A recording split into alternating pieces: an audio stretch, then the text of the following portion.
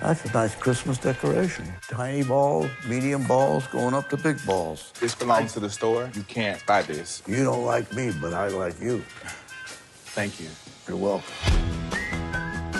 Did you see what your son just drew? He's very talented. Maybe one day he's gonna do something with it. Bill. What is your issue? Don't say it's because Mom's gone. I was supposed to go before her. What seems to be the problem? Well, we met years ago, Tina, and this is my daughter, Kate. Oh, this is my son, Sam. Nice to meet you, Sam. Nice to meet you too, Kate. So you guys always pick up ladies in the church parking lot? Totally. All these good things you're getting rid of. Yeah, and I'm not using them anymore. Mom. Are you taking stuff from my box? No, I'm just looking. Well, hello there. Technically, we are not in the church parking lot pickup spot. You have a big old frying pan that you don't use it, and a couple of beers. Let's see if you get the car running first. You're tough.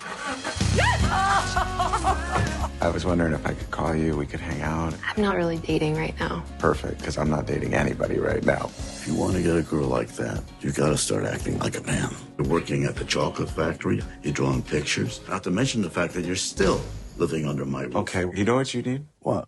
You need to get laid. Get out of here. All right. It's been a long time since I've been out like this. Why didn't you tell me you went on a date with Tina? Didn't know I had to. My mom, she would call herself a collector. She's a beautiful woman. Where'd you get that? Oh, hi, I'm Ron. That's my goose, and it's a cape. Really, Bill?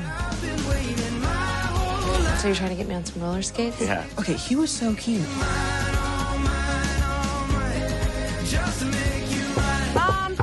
Katie, I wish you would have at least called me first. Hi, you have someone in there? Oh my God, did Bill stay over? Oh, good heavens, no. You're really talented. You should be doing something with this. Sound like Bill. So he is your dad. Bill thinks only children should call fathers dad. Fun started when I was 16. All of us. Sammy, you water this every other day, not every day. You always get it backwards. Ladies and gentlemen, boys and girls, today we are joined by the extremely talented Henry Thomas. Henry, say hello to everybody today. Oh, thanks for having me on the show. Oh, man. When I got the message that I could interview Henry Thomas, I was like, well, I have to. The guy has done so many great projects, even up until this new one that you're in, Sam and Kate, which I just interviewed Skylar Fisk for last week. Oh, fantastic. Loved the movie. It's right up my alley. Can you talk a little bit about working with such a talented cast and a really, really great job at directing this film by Darren Lagallo? Yeah, indeed. It was a special group of people for many reasons. For me personally, getting to work with Sissy Spacek again was fantastic because a lot of people think the first film in my career was E.T., but it was actually a film called Raggedy Man, which came out in 1981. And Sissy and her husband, Jack Fisk, Skylar's dad, directed the film, and it was kind of a special project for them. And they were really responsible for helping me along in my early career and getting me the audition for E.T. and everything. So to have a chance to work with her again after all these years kind of felt like my career coming around full circle. I love that because that's such an interesting fact that nobody else could have probably pinpointed or known except for you because it happened to you. I love that. Yeah, and actually in 1983, when E.T. had kind of been the pinnacle of success that summer, and 1982, and the awards had rolled around, and I got nominated for all of these crazy things like Newcomer of the Year and the People's Choice Awards, and I went to all of these award shows and I lost all of the nominations. Like I didn't win any awards. And Jack Fisk and Sissy Spacek, they made an award for me. They built it. It was a little block of wood with kind of a horse that looked like it was from a weather vane.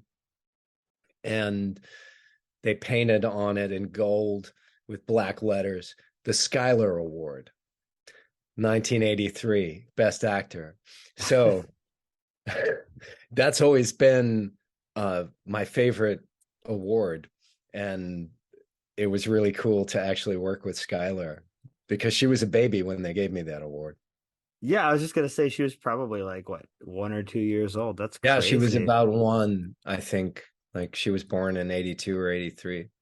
That's insane. I love that. Now, obviously, having such a fruitful and successful career as you have, do you have any projects that you consider your favorites uh, out of this very long filmography that you have? Yeah, there are a few favorites in there. I mean, there are a lot of memorable uh, experiences for me in all of those films. Some of those films I remember fondly, and I hate the film itself, but I remember the experience as being great. Things like that. But yeah, favorites for me, I think. Well, Raggedy Man is a favorite of mine. Uh, also, there's Legends of the Fall. Gangs of New York was great. You know, Scorsese, why wouldn't it be? yeah, there's quite a few that stand out as unique experiences. You know, No, of All Pretty course. Horses, um, and a lot of films like Niagara, like Cloak and Dagger, films like that were special to me personally. I wanted to ask you something interesting because if you look at your recent career, Henry, there's been a lot of work with Mike Flanagan. You're pretty much a Scream King at this point because you've worked with him so many times on these great projects. Can you talk about your ascension into the horror genre? Well, it's kind of funny because I'm not, ironically, I'm not that huge of a horror fan. You know, Yeah. I know the genre, but I'm not really well versed in it. And I kind of fell into it sheerly out of, uh, well, Mick Garris was the first kind of horror director that cast me in anything. And then I kind of came up on the radar for a lot of horror guys, I think. But Mike Flanagan, when I met with him in 2014 for Ouija Origin of Evil, he said, "Oh, Henry, you're one of my favorite actors. I want to hire you in everything I do." And I said, "Oh, yeah, okay. Sure, Mike. You know, nice to meet you." And then he did, you know. Every single time. Every single Every time. single time there's something, you know. And of course, you know, it's not always like it doesn't always start out like that. It starts out like, "Oh, I want you to be the lead in this new project I have." And then I don't hear from him for months. And then, you know, he's like, well, I've got two roles for you. And usually he gets me with, "You probably don't want to do this one. And I understand if you don't." When he says that, I'm usually hooked. That's usually like, that's usually, well, wait a minute. Well, you know, what's behind door number two? I love that. And I'm not gonna lie to you. You're part of the reason that the Ouija sequel is so much better than the original. Your father Tom is a great core to that. So great, Oh, wonderful thanks. job there. Well, it's fun, you know, and the great thing about working with Mike and the fun thing that has happened for me as an actor working in the horror genre has been the diversity of roles that I've been able to play within that framework. There's been a lot of really fun parts for me as an actor in a lot of these characters in Mike Flanagan's universe. I love that. Just let Mike know that he's welcome anytime to come on here Oh because yeah. we love his work. We just were talking about it last month on our podcast because we were talking Oh well, about horror. he loves to talk about it. He would love to come on your show, I'm Let sure. him. Just let him know. We'd love to have him. Now, I'm going to ask you two questions, and they're going to be my final two questions before I have you pitch this movie to people. And they're the most fun questions, but one of them is really difficult. The first one is: you've had a long and great career here in Hollywood. Who are some people that you look to even now as inspirations or throughout your career? As actors or Anybody really? I mean, actors, directors, family members, your mom, you know. yeah, I mean, for inspiration, I mean, I always go back to the classics. You know, I love to watch old films, and I love to watch actors that I don't know from previous eras. So, like, when I think about good acting, you know, I think about like Albert Finney and Peter O'Toole and Gene Hackman and guys like that, you know, and I like to watch their work. And I like to watch Humphrey Bogart. And I like to watch I also like to watch like Dwayne Johnson, The Rock. Because Interesting. I love to see all of this stuff. It's really fun. And it's interesting to see like an actor when they're a star and when they're doing the star thing. It's kind of fun. It's fun to Yeah, watch. I never Yeah. thought about that. That's a great perspective, actually, Henry. Yeah, but it's interesting, I think, to look at all sides of things anyway. Like, not to say that one is better than the other, but uh, they're all interesting. I love that. I'm a Clark Gable guy, so I get it. I'm an old Yeah, I school. like Clark Gable too. I Yeah. love that. I love that. And then second question, and this is the hardest question of the day, Henry. If you could only watch two movies for the rest of your life, what two would you pick and why? Ooh. Well, gosh, this is so hard. But I would pick Lawrence of Arabia and Wizard of Oz. Those are great picks.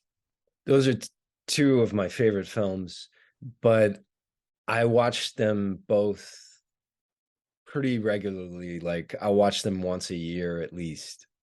So I don't think I could go without doing that. I love 'Cause I that. find something new in them every time. I love that. Those are great answers. And I'm a big David Lean guy. I love David Lean. So Lawrence Yeah. of Arabia is such a stellar piece of cinema. Great choice, Henry. Those are great It's choices. amazing. Peter O'Toole is amazing in that. Oh yeah. He's fantastic in that movie. And that's one of the biggest misses in Oscar history is that he didn't win anything for playing uh Lawrence in Lawrence of Arabia. Just Well, you know, it was his film debut, yeah. I you mean, what know. a way to So go, what a way to show up, right? they don't give it to the film debut guys. Trust me.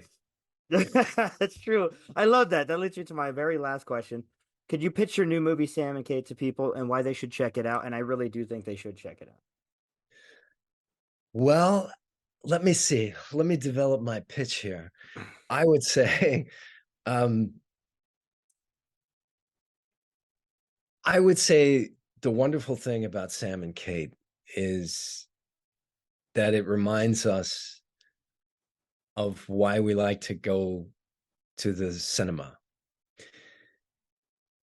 It's a lovely film about people with problems, and it's about committing to your dreams, I think, in a way. And, you know, if you look at it from my character's perspective, it's about not being replaced by robots. That's such a good line for people because if you have no context, you don't know what he's talking about. But I have the context, and it's hilarious to me. I love that. That's a good pitch, Henry. I really do think people should check out Sam and Kate, and strictly because of the talent on display. Henry's in this movie, obviously. Dustin and Jake Hoffman, Sissy Spacek, and her daughter, the lovely and talented Skylar Fisk. This is a movie that people will really enjoy, and you're right. It is why we go to the cinema to see true human stories and about true human beings. Is there anything else that you want to say, Henry, before I let you go, bud? No, just keep going to the movies, and thanks for watching. Oh yeah, thanks for being here. And yeah, he's right. Go to the movies, guys. Tomorrow, the holidays are coming up. Take your family to go see a movie, and this is a great movie to take your family to go see. Once again, for Sam and Kate, this has been Henry frickin' Thomas. Thanks for having us, guys. Thanks for being here with us. We appreciate you. Oh, thanks for having me, man. I've really enjoyed talking to you, and all the best. Happy holidays. Happy holidays. I can tell he's a film fan. For Film Snob Reviews, this has been William, and we'll see you guys next time.